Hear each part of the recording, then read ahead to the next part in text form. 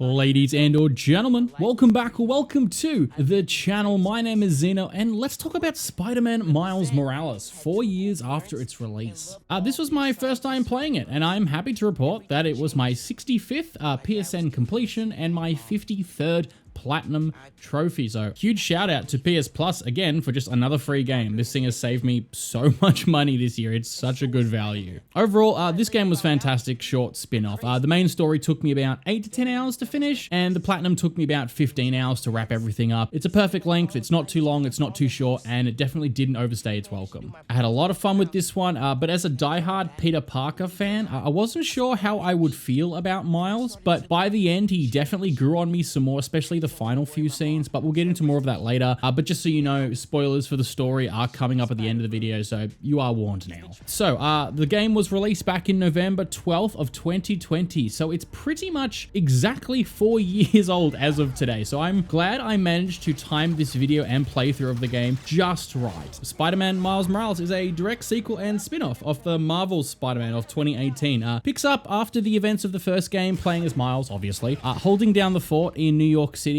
during like the Christmas time, and Peter's off on a trip for a couple of weeks, and it's Miles' first time flying solo as a Spider-Man, and he's not entirely sure that he's ready for the responsibility of going independent just yet. The game takes place about a year after the first game, with Miles having been trained by Peter. During this time, the main plot kind of just revolves around Miles battling, of course, like a new villain called the Tinkerer. There's an underground gang. There's a powerful new private security force called Roxxon Energy. If you've played the original Spider-Man from 2018, you'll feel right at home here. Like the combat, the traversal, the puzzle solving mechanic, it's all very similar, but the big difference here that I think is Miles' unique powers. Now, Miles can generate electricity, which they call Venom attacks, though side note, I gotta admit, I find this funny that they use the name Venom here, considering the actual Venom is a villain in the Spider-Man universe, and he is in Spider-Man 2. So I'm curious to see how they handle that in the next game, since I think the Spider-Man 2 powers are referred to as symbiote powers. I don't know because I haven't played it yet. But anyway, it's a bit confusing, but I digress. I'm just curious to see how they follow that up in the sequel game. But these Venom powers, they come in the form of like electric punches, shock waves that you can jump up, charged throws. They're so much fun to use. Like they're easily my favorite part of Miles' gameplay. And then of course there's the ability to turn invisible, because why the hell not? So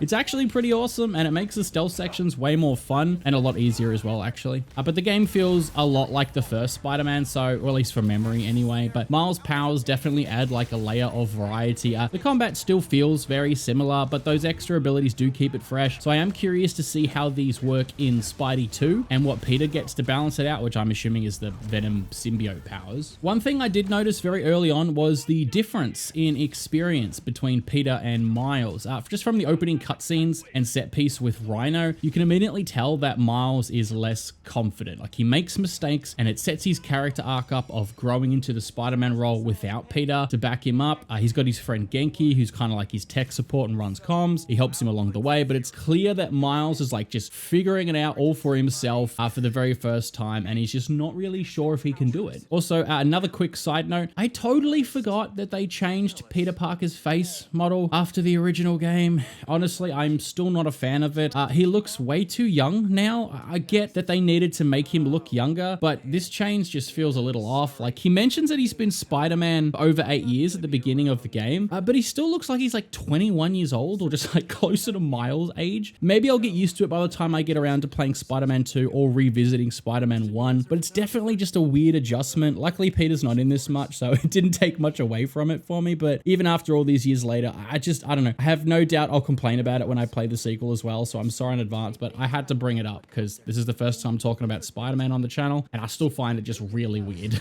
Gameplay-wise, it didn't take long to get back into the swing of things.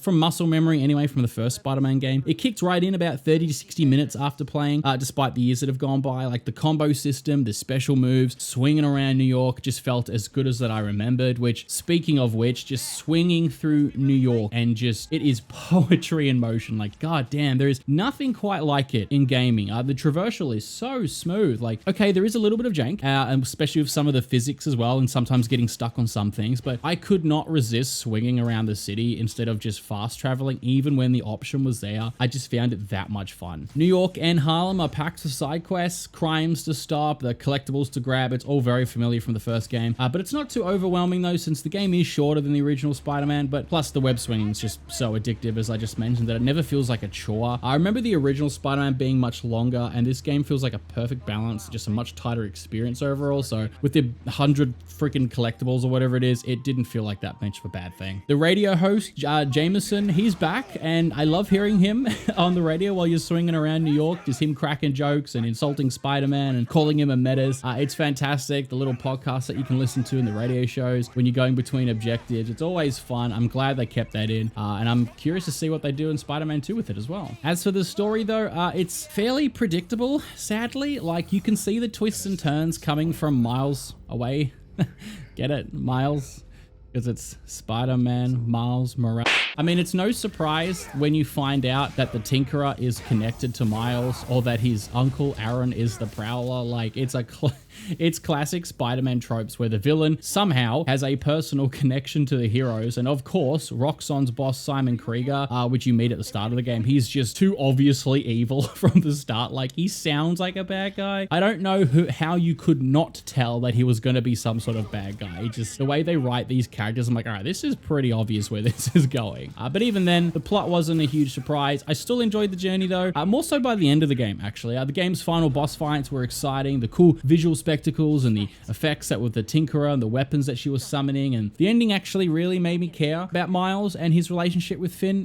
There is one nitpick though. It's a really weird one, so stick with me. The voice acting for Miles could have been a little stronger in some of the emotional scenes. Like, I know he's a 17-year-old kid, but for some reason, the delivery didn't feel quite as intense as it should have been for certain scenes. I don't know, maybe it's just me, but I keep thinking back to like Tobey Maguire in the early Spider-Man movies, who just like super nailed the emotional weight when he was screaming and yelling and fighting, and it just felt like Miles was missing, and he just needed just that little bit more. It didn't detract too much from the overall experience, but it was definitely something that I picked up on, which I don't know, it's a weird nitpick, I know, but I'm looking forward to see how Miles' character evolves in Spider-Man 2, especially when I get around to it one day. Oh, and one technical issue I had in the game, actually, with the adaptive triggers on the PS5 controller. Just for some reason, after about an hour or so of like swinging around and fighting, my fingers started to like really hurt from the constant pressure on the triggers. Like, I had to turn them off, which I've never had to do that from any other PS5 game, as I just couldn't do it anymore. I'm curious if I'll run into the same problem as Spider-Man 2. I hope not, but it was a weird thing having to turn off the adaptive triggers because it just got a bit too much for me after a little while. Overall, just a short video today. Spider-Man Miles Morales, fantastic little side game.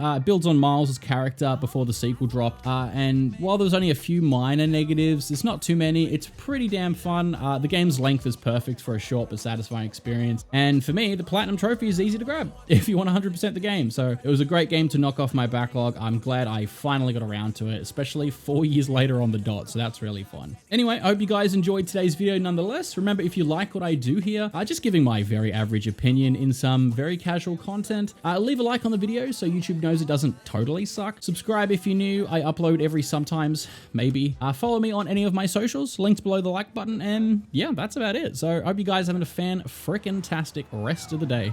And as always, my name is Zeno, and you guys take care now.